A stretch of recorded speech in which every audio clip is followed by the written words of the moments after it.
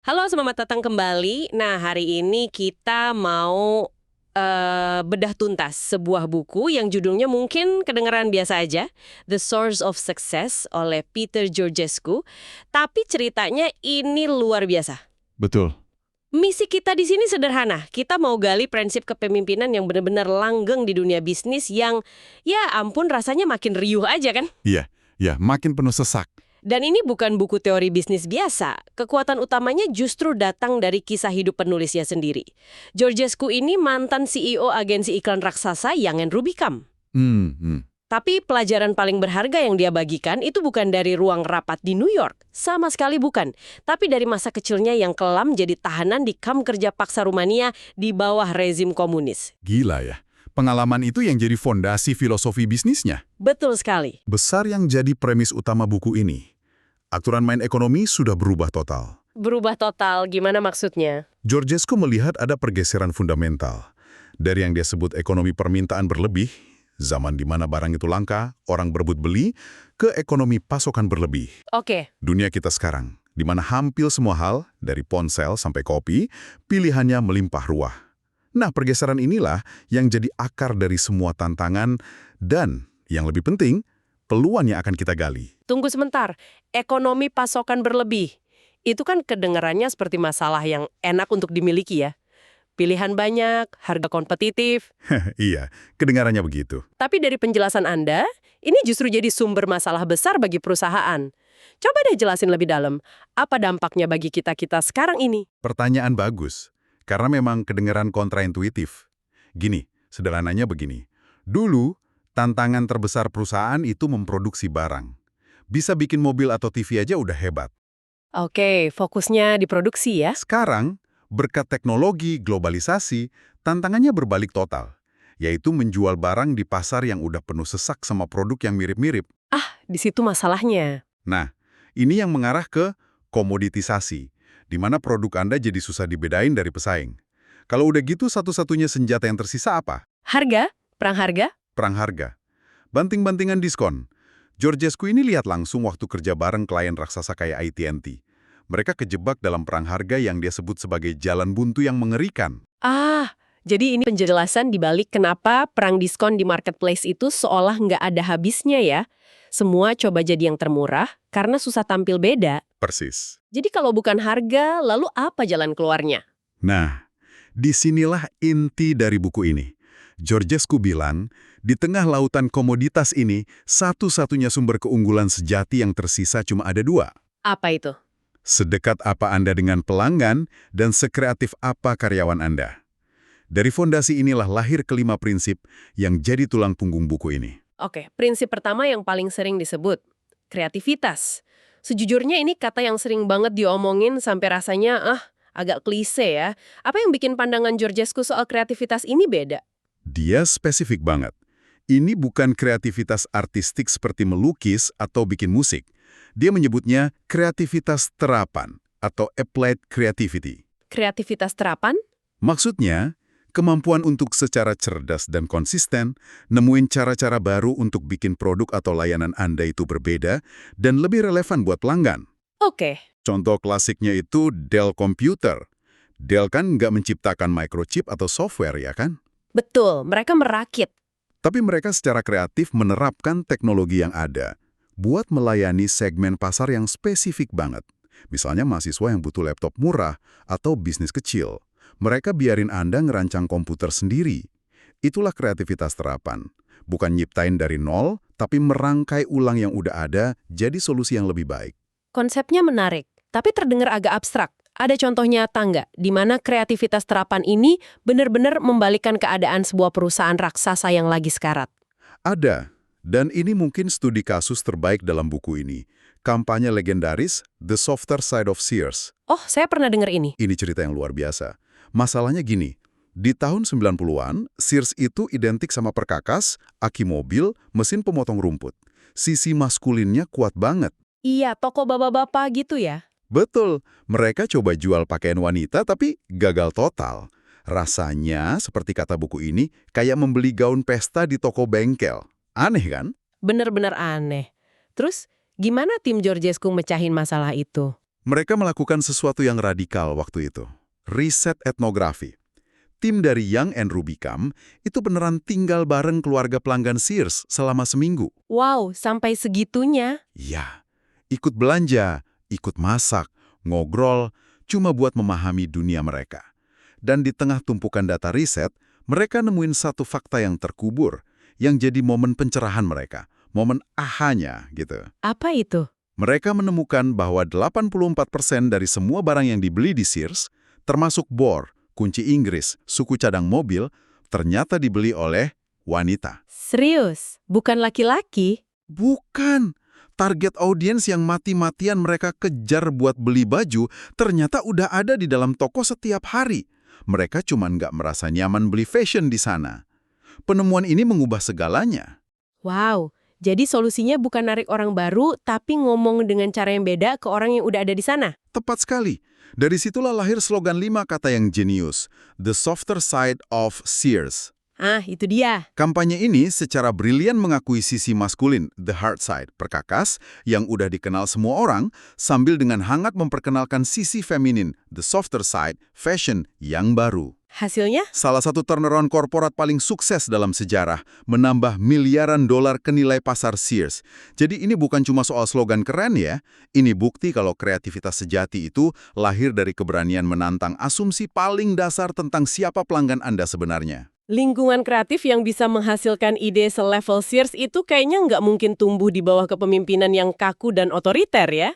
Nggak akan bisa. Ini pasti ada kaitannya dengan prinsip kepemimpinan yang dibahas di buku. Sangat berkaitan. Nah, ini membawa kita ke prinsip kedua dan kelima, yang saling terkait erat. Kepemimpinan yang mencerahkan dan nilai-nilai. Georgescu dengan tajam membedakan model kepemimpinan lama yang menurutnya udah usang. Model lama itu seperti apa? Ada tipe para pencuri, kayak eksekutif Enron yang serakah itu. Terus ada para perundung, kayak Al Dunlap yang dapat julukan Chainsaw Al karena hobinya mem-PHK ribuan karyawan. Model ini mungkin berhasil di ekonomi lama, tapi di ekonomi baru mereka justru merusak.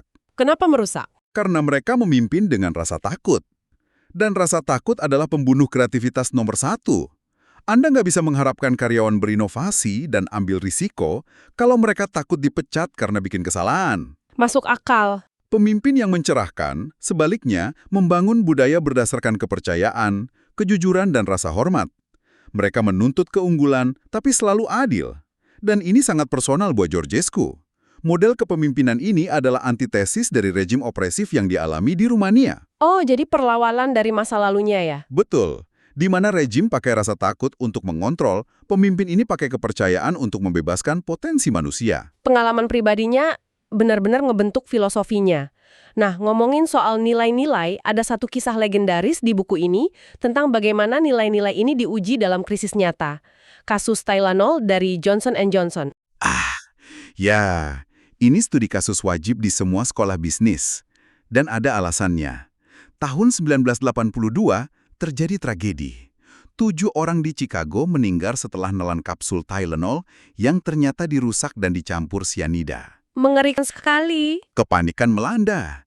CEO J&J saat itu, Jim Berg, ada di bawah tekanan yang tak terbayangkan. Bayangin, FBI dan FDA bahkan nyaranin dia untuk tidak menarik produk dari pasar. Loh kok gitu? Kenapa? Khawatir hal itu malah akan memicu kepanikan massal secara nasional dan menginspirasi peniru. Jadi, para ahli justru menyarankan untuk membatasi kerusakan, bukan ambil tindakan drastis. Benar, tapi Jim Berg milih jalan lain. Dia kembali ke kredo perusahaan yang ditulis puluhan tahun sebelumnya. Di situ tertulis, tanggung jawab pertama mereka adalah kepada pasien, dokter, dan konsumen, bukan ke pemegang saham. Wow. Berpegang pada nilai itu, dia bikin keputusan yang waktu itu dianggap gila.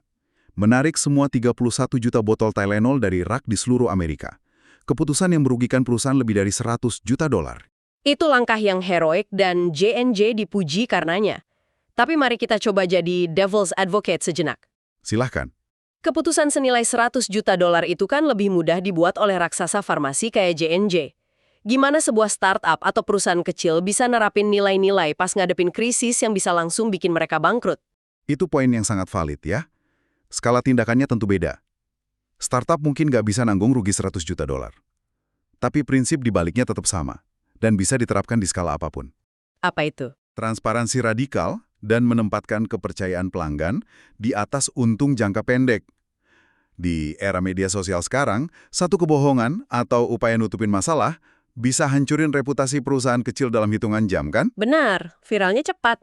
Sebaliknya, tindakan yang jujur dan bertanggung jawab, bahkan kalau sakit secara finansial jangka pendek, justru bisa jadi modal kepercayaan terbesar mereka. Dalam banyak kasus, kejujuran adalah satu-satunya aset yang nggak bisa disaingi perusahaan raksasa. Jadi itu kuncinya ya? Tylenol kembali jadi pemimpin pasar dalam setahun. Bukan karena mereka punya uang banyak, tapi karena mereka membuktikan nilai-nilai mereka bukan sekedar pajangan di dinding. Oke, jadi kita udah punya fondasi. Kreativitas yang didorong oleh kepemimpinan yang berlandaskan nilai. Tapi punya ide hebat dan niat baik aja kan nggak cukup. Tentu tidak. Gimana dengan eksekusinya? Gimana memastikan semua ini benar-benar jalan di lapangan? Ini membawa kita ke dua prinsip terakhir yang sangat praktis. Kompetensi dan penyelarasan atau alignment. Kita mulai dari kompetensi. Oke. Di sini, Georgescu lagi-lagi nantang definisi lama. Kompetensi bukan lagi sekedar bisa baca laporan keuangan atau ngelola rantai pasok. Di dunia pasokan berlebih, kompetensi paling krusial adalah kemampuan untuk memfokuskan seluruh energi organisasi keluar, yaitu kepada pelanggan. Fokus pada pelanggan, itu juga kedengaran seperti saran bisnis yang umum. Apa bedanya di sini? Bedanya di tingkat obsesi dan gimana itu diterjemahkan ke dalam sistem. Contohnya Procter & Gamble, P&G, di bawah A.J. Lafley. Lafley merombak total cara P&G berpikir dengan konsep dua momen kebenaran. Dua momen kebenaran? Momen kebenaran pertama, saat konsumen berdiri di depan rak supermarket dan milih produk P&G di antara puluhan merek lain. Momen kebenaran kedua, saat konsumen pakai produk itu di rumah dan merasa puas. Oke. Seluruh perusahaan, dari R&D sampai marketing, kinerjanya diukur berdasarkan seberapa baik mereka memenangkan dua momen krusial itu. Tiap rapat, tiap inovasi, selalu dimulai dengan pertanyaan, gimana ini akan bantu kita menang di dua momen kebenaran itu? Jadi kompetensi bukan lagi soal efisiensi internal, tapi soal keunggulan yang dirasain langsung sama pelanggan. Oke, itu masuk akal. Tepat. Tapi masalahnya, di perusahaan besar, seringkali tiap departemen punya agenda sendiri-sendiri. Tim marketing sama tim sales aja kadang kayak kerja buat dua perusahaan yang beda. Nah, Anda baru aja mendeskripsikan masalah yang ingin dipecahkan oleh prinsip terakhir, penyelarasan. Oke, alignment. Jika kompetensi itu soal fokus keluar, maka penyelarasan itu soal meruntuhkan silo atau sekat-sekat di dalam perusahaan, biar semua bisa gerak ke arah yang sama. Gimana caranya? Jan-R kasih contoh kuat dari pengalamannya sendiri waktu bantu Ford meluncurkan minivan Mercury Villager. Biasanya, agensi iklan punya departemen-departemen terpisah kan? Tim riset, tim kreatif, tim media, tim PR. Sering nggak sinkron. Klasik, saling lempar tanggung jawab kalau ada masalah. Persis. Untuk proyek Villager, YNR melakukan sesuatu yang beda. Mereka membentuk tim Mercury. Tim Mercury. Sebuah tim lintas fungsi. Anggotanya dari semua departemen itu. Tapi mereka kerja bareng, di satu ruangan, dengan satu tujuan. Suksesnya Mercury Villager. Yang lebih radikal lagi, mereka ubah sistem kompensasi. Oh, ini menarik. Bonus mereka bukan lagi didasarkan pada kinerja departemen masing-masing, tapi pada keberhasilan tim Mercury secara keseluruhan. Tiba-tiba, semua orang punya kepentingan yang sama untuk kolaborasi. Itulah penyelarasan dalam praktek. Jadi, kalau kita rangkum, di dunia yang penuh pilihan ini, sukses bukan lagi soal punya produk terbaik atau harga termurah. Bukan lagi. Sumber kesuksesan sejati, menurut Georges, adalah kombinasi dari 5 hal. Kreativitas yang membedakan, kepemimpinan yang membebaskan, nilai-nilai yang jadi kompas, Kompetensi yang fokus pada pelanggan. dan penyelarasan yang membuat semua bergerak serempak. Tepat. Benar. Dan kalau kita tarik ke gambaran yang lebih besar, ini bukan lagi sekedar kumpulan teknik bisnis. Ini tuntutan untuk perubahan karakter, baik bagi pemimpin maupun organisasi. Maksudnya? Ekonomi baru ini, dengan transparansinya, memberi penghargaan pada mereka yang beroperasi dengan integritas dan otentisitas. Sukses nggak lagi datang dari jadi komandan yang ditakuti, tapi dari jadi kolaborator yang menginspirasi. Ada pergeseran seismik dari kekuatan saya ke kekuatan kita. Sebagai pemikiran penutup untuk Anda yang mendengarkan, buku ini nggak ditutup dengan studi kasus perusahaan, tapi dengan sebuah kisah yang sangat personal dan kuat tentang program bernama A Better Chance.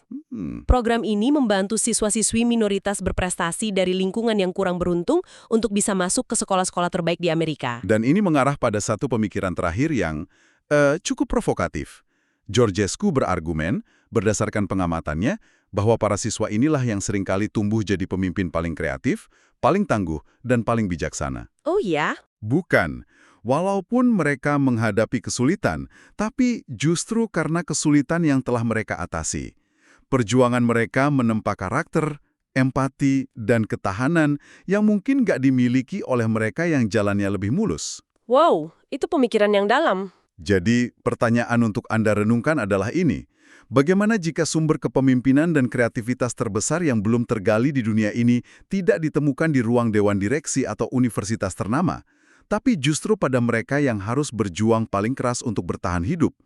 Dan yang lebih penting, bagaimana kita dalam organisasi, komunitas, dan kehidupan kita sendiri bisa lebih baik dalam menemukan dan memupuk potensi luar biasa itu?